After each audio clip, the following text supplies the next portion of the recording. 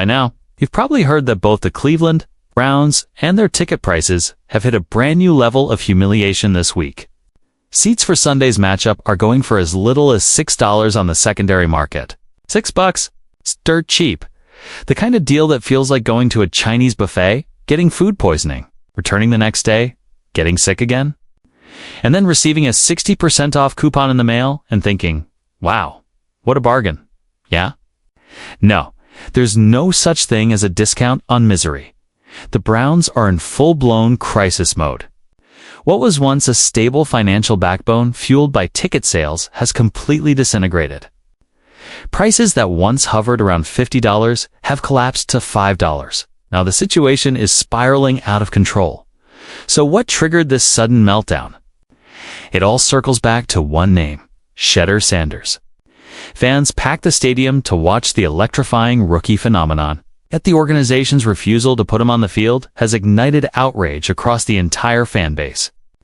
With seats emptying out and revenue cratering, the front office is scrambling, desperately to stop the bleeding before everything collapses.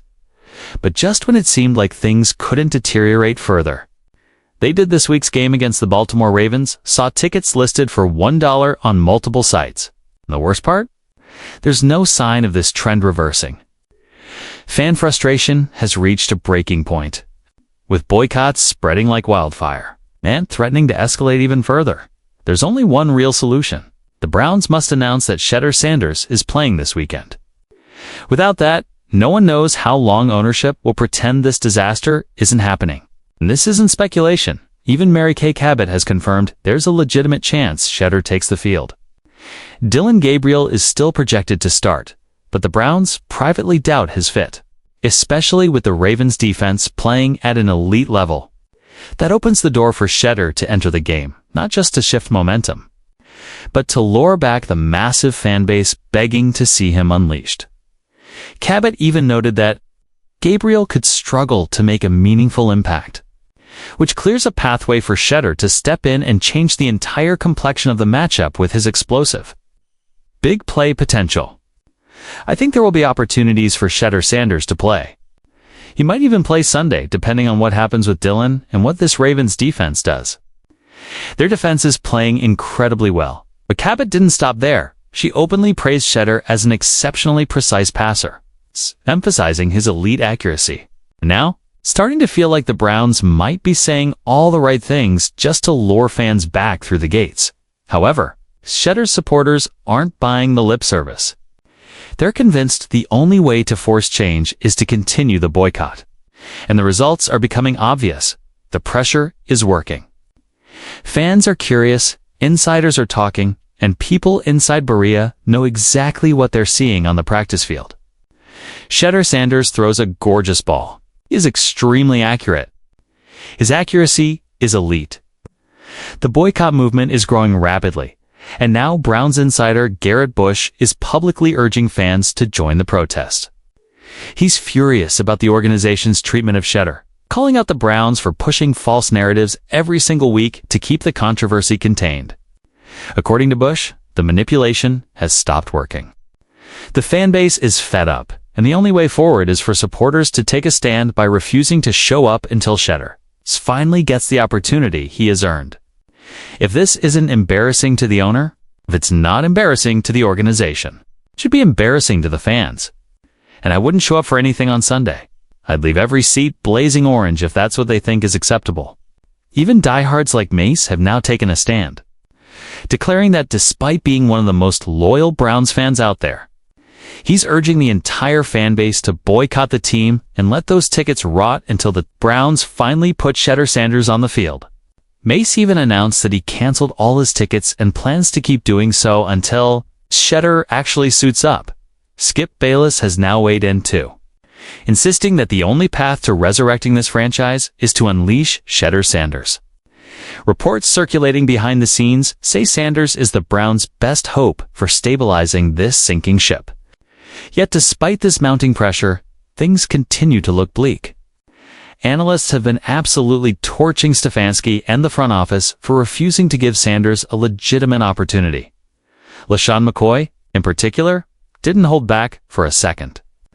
He outright called Stefanski delusional if he goes back to Dylan Gabriel again. McCoy emphasized that Gabriel, especially after that disastrous outing against the Jets, has no chance against a powerhouse defense like Baltimore's. He urged Stefanski to actually watch the tape, face the truth, and rethink his decision before it costs him his job. I'm ready to talk about Dylan Gabriel, though. I'm not going to lie to you. I'm tired of Kevin Stefanski talking so much. We don't want talk. We want film. James Jones also jumped into the conversation, openly questioning Stefanski's true motives behind his quarterback choices. Jones hinted that Stefanski might be intentionally holding Shedeur back, arguing that if developing players was really the priority, Shedeur would have already been on the field, especially considering Gabriel's awful play and the dramatic collapse in ticket sales. Jones didn't sugarcoat anything, warning that if Stefanski keeps this up, his job is hanging by a thread. And, he added, that might actually benefit the Browns' long-term, in Jones's view. Stefanski's refusal to make the obvious move isn't just hurting the team, it's accelerating his own downfall. You say you're trying to develop all your players? You're not. Because if you were, Shedeur would have been out there in some of these blowouts. Instead, you still have Dylan Gabriel out there looking awful and not even giving you a chance to win. You want to get fired? He's going to get fired. And Jones didn't stop there. He continued, hammering Stefanski for the way he's handled Shedeur Sanders. He stressed that Shedeur hasn't done anything to deserve this treatment. He never begged to be drafted by the Browns. That was entirely their decision. Yet Stefanski's actions make it look like he simply doesn't value Shedeur at all. Jones suggested there might even be something personal going on, warning that if this continues, it won't just hurt Shedeur's development, it could blow back on Stefanski and seal his fate in Cleveland. He acts like he doesn't like Shedeur did something to him. Shedeur didn't do anything to you, bro? He didn't call you on draft day saying, pick me. You drafted him? You're acting like this dude wronged you, and he hasn't done a thing. Meanwhile, Myles Garrett didn't back down from his confrontation with Kevin Stefanski either. He made it crystal clear that his frustration was real, and his body language alone said more than words. Garrett has reached his breaking point. When asked about his reaction to the loss and Stefanski's philosophy, he didn't mince words. He's driven to win, and watching this team implode is agonizing. He admitted that sometimes you have to let that frustration show. The tension between Stefanski is becoming impossible to ignore, and it's escalating quickly. Garrett is no longer giving Stefanski the benefit of the doubt. The rift is growing into a full-scale conflict. I was frustrated. If they take anything from that, it's that I want to win. And sometimes it spills over, and that's okay. So the Browns' season continues to unravel. Both ticket prices and team morale are collapsing in real time. What began as a financial strategy fueled by hype and ticket revenue has transformed into a catastrophe. Prices have cratered from $50 to as low as $1, even for massive games like the Ravens matchup, the root of the collapse. Shedeur Sanders being kept off the field. Fans are furious. Their message is simple and ruthless. No Shedeur, no support. And as ticket prices keep bottoming out, the franchise's financial outlook grows darker by the day. But it's not just the fan base revolting. The locker room is fracturing as well. Myles Garrett has publicly challenged Stefanski, accusing him of hiding behind the rebuild narrative while the team crumbles. Garrett's frustration is unmistakable. He's done watching this team sink. His confrontation with Stefanski is only the beginning. Analysts, insiders, and players themselves are dividing into factions. The tension between Garrett and Stefanski mirrors the bigger crisis inside the organization. The direction of this franchise is now officially in question. Can the Browns salvage this season, or has the damage already been done? Will Shedeur Sanders finally take the field and turn things around? Or will the team continue ignoring the tidal wave of pressure from fans and players? And how much longer can Stefanski cling to his approach before it costs him his job or the future of the franchise? Yes, you keep trotting Dylan Gabriel out there, and the offense delivers the same exact script every single week. Nothing evolves. Nothing improves. It gives you one decent quarter, maybe 2 quality throws. And then the wheels fall off. Every single time. at some point.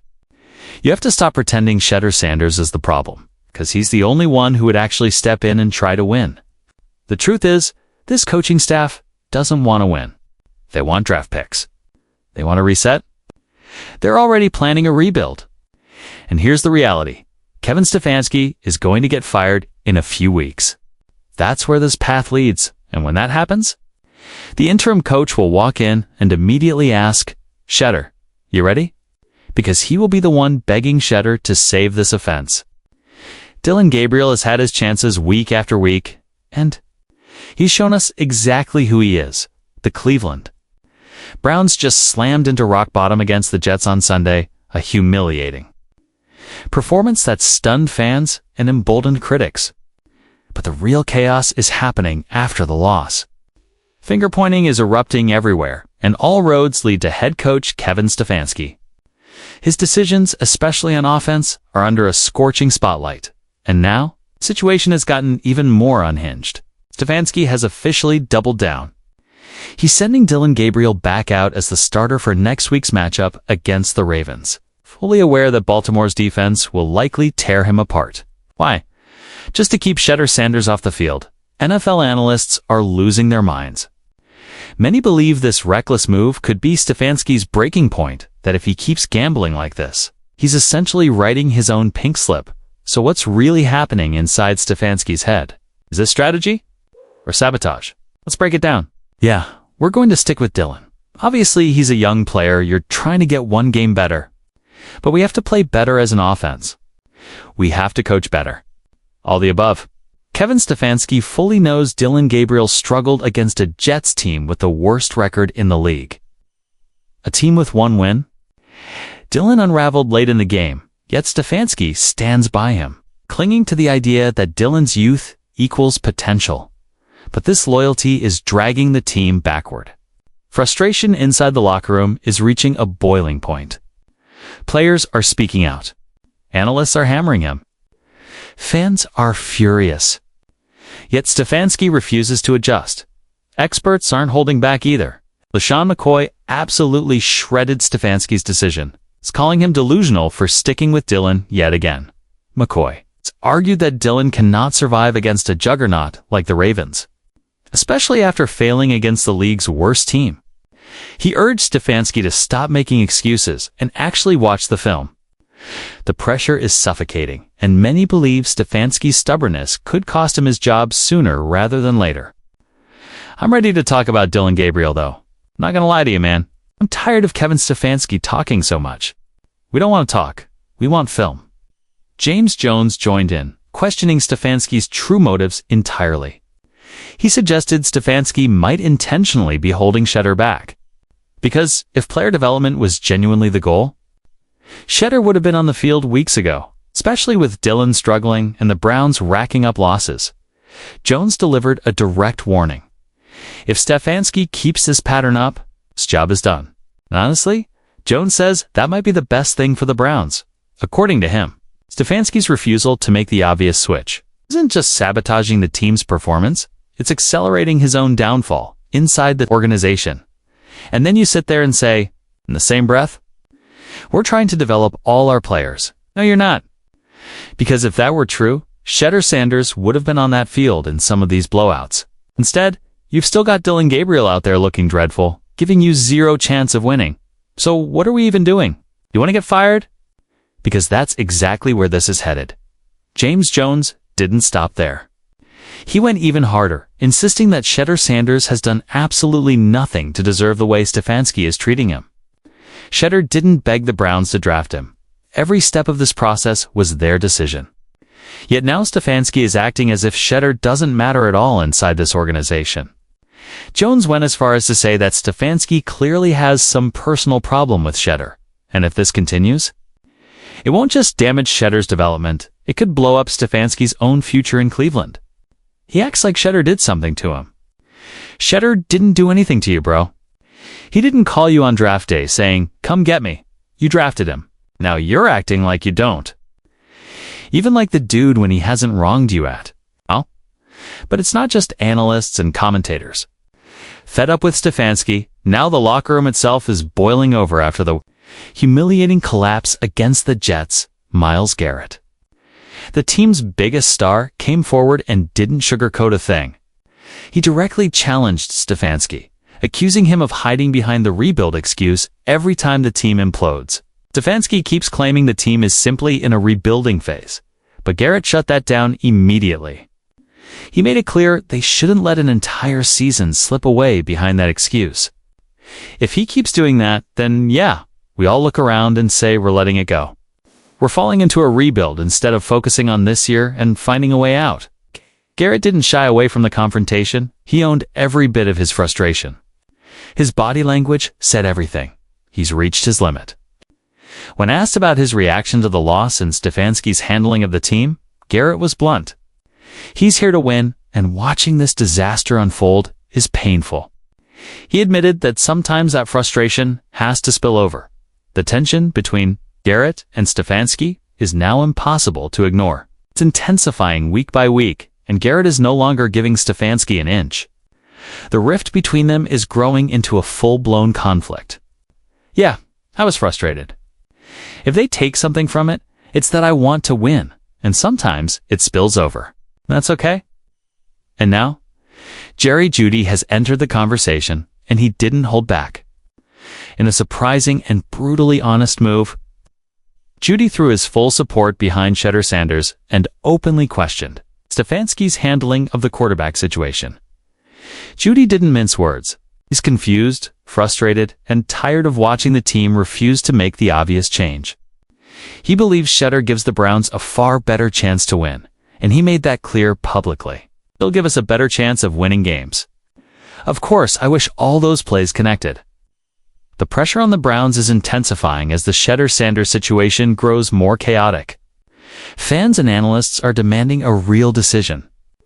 Supporters of Shedeur want him to succeed, but if the Browns continue holding him hostage on the bench, the blame won't fall on Shedeur.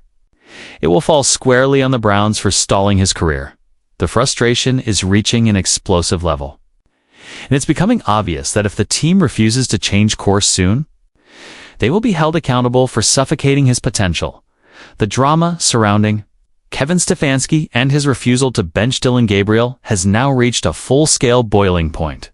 From furious fans to outspoken players, everyone is growing more irritated with his stubborn loyalty to an underperforming quarterback.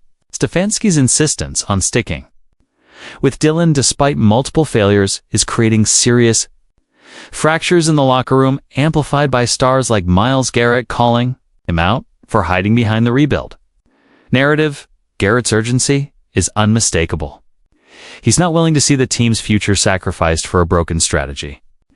And with players like Jeudy now publicly advocating for Shedeur Sanders, it's clear the dissatisfaction is spreading fast.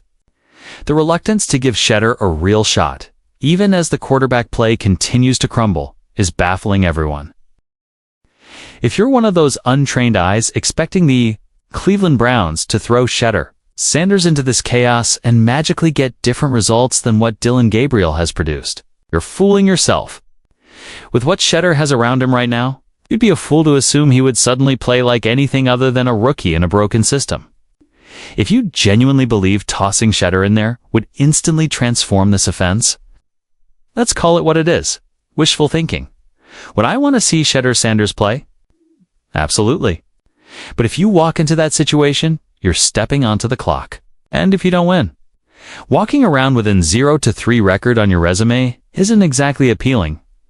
Cam Newton is stirring the pot again, but this time, it's blowing up in his face. The former NFL MVP is catching heat from every angle, especially from Browns fans and the Shedeur Sanders faithful. After dropping one of his most controversial takes yet in his latest video, Cam boldly claimed that Shedeur Sanders is not better than Dylan Gabriel, and went even further by saying Gabriel isn't playing badly at all. This, despite the fact that just about every stat and every pair of eyes watching his 5-game stretch screams otherwise. But Cam didn't stop there, insisted Shedeur isn't ready, and suggested that in this situation, Shedeur has nothing on Dylan Gabriel. Naturally, fans erupted. Cleveland fans, Colorado fans, Shedeur supporters everywhere. They're accusing Cam of twisting the narrative to defend Stefanski and Gabriel, even when the facts don't support his claims. For the sake of conversation, it ain't like Shedeur or Bailey Zappe could do any worse. Y'all still losing? Even Cam himself knows the Browns are losing with or without Gabriel. And sooner or later, the franchise is going to have to face reality and see what they actually have in that locker room. But here's the plot twist. Fans aren't furious simply because Cam is downplaying Shedeur. They're furious because just last week, Cam was the one telling Stefanski to give Shedeur a chance. Now suddenly, he's flipped. Now suddenly, Shedeur isn't ready. Fans think something happened behind the scenes. Maybe a quiet conversation with the Browns front office because Cam's complete. 180 has everyone suspicious. He's shedding skin, shifting narratives, and trying to adapt his argument. But supporters of both Cleveland and Shedeur aren't buying it. Scroll through the comment section. It's brutal. Fans are calling Cam's statements lies, PR spin, and even attention-grabbing stunts to stay relevant. His credibility is collapsing fast. What makes this worse is how drastically Cam has reversed himself. Just 1 week ago, Cam said, Shedeur Sanders' presence in Cleveland was a ticking time bomb for Kevin Stefanski. He warned Stefanski publicly, "Big dog, you're losing games. Tick, tick, tick. Not ticking?" That might not just be a clock. It might be a bomb. He said the Browns were losing, the locker room was boiling, and Stefanski was running out of time. Cam even warned that sticking with Dylan Gabriel could set off an explosion that would force the Browns to fire Stefanski. But now, Cam is completely reversing course, acting like Stefanski is perfectly justified and untouchable. It gets worse. Cam was also the one saying that the entire locker room could revolt if Stefanski didn't make adjustments. Now suddenly the locker room doesn't matter. Now suddenly Shedeur's development doesn't matter. Cam is changing his tone like he's reading from a different script altogether. Just a week ago, he was warning that Stefanski might not realize how serious things were getting. That if players' silent frustration continued, they would eventually start calling out the coach publicly. But now, Cam is defending the same decisions he said would get Stefanski fired. It's a complete contradiction, and fans aren't letting it slide. And to make matters even more chaotic, Cam Newton is now dragging Deshaun Watson into the conversation, suggesting the Browns will push Watson because of his contract.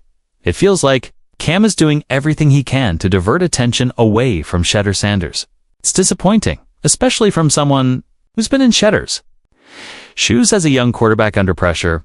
Some people are already saying Deshaun Watson will make it back into the starting lineup faster than Shedeur Sanders, which is absolutely shameful when you consider the relentless work Shedeur is putting in behind the scenes. It's a messy, tangled situation, and Kevin Stefanski is caught right in the middle of it. The Browns have $46 million tied up in Deshaun. It's $46 million.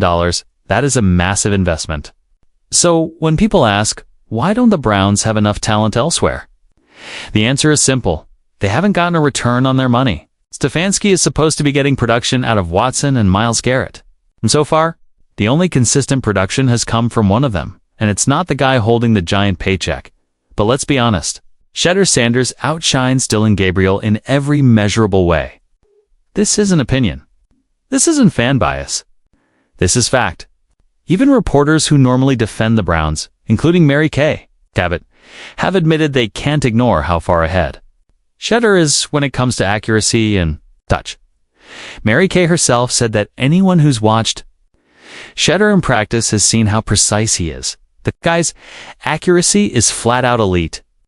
I think there will be opportunities for Shedeur Sanders to play. He might even play Sunday, depending on what happens with Dylan and what the Ravens' defense does. That defense has been playing very, very well. So while insiders like Mary Kay are pushing for Shedeur to start, Cam Newton is pushing the opposite direction, showing just how off-base his analysis is. It's clear he's bending over backward to defend Stefanski's decision to roll with Dylan Gabriel, even against the Ravens' aggressive smothering defense. Let's hear what Cam said in defense of Stefanski's choice to stick with Gabriel. Cam Newton's bias was crystal clear the moment he called Shedeur an untrained bum, and claimed he wouldn't make any impact, saying he'd perform no better than Dylan Gabriel. Now it's up to the audience to decide who's being honest here. But one thing is obvious, Cam is not being genuine. His stance is anything but objective, and he's not being real about Shedeur Sanders. Do you agree with Dylan starting? Yes. Why? Tell me about Dylan Gabriel's play. Let me tell you like this, bro. If the untrained eye is expecting the Browns to put Shedeur Sanders in at quarterback with what he has at his disposal, you'd be a fool to think he's going to do anything different. Cam Newton has been exposed. And the contradictions in his statements make it painfully clear he's not telling the truth about Shedeur Sanders just 1 week ago. Cam was telling Stefanski to give Shedeur the opportunity, warning him that sticking with Dylan Gabriel was a ticking time bomb. He stressed that if things didn't change, the locker room could snap and Stefanski would lose control.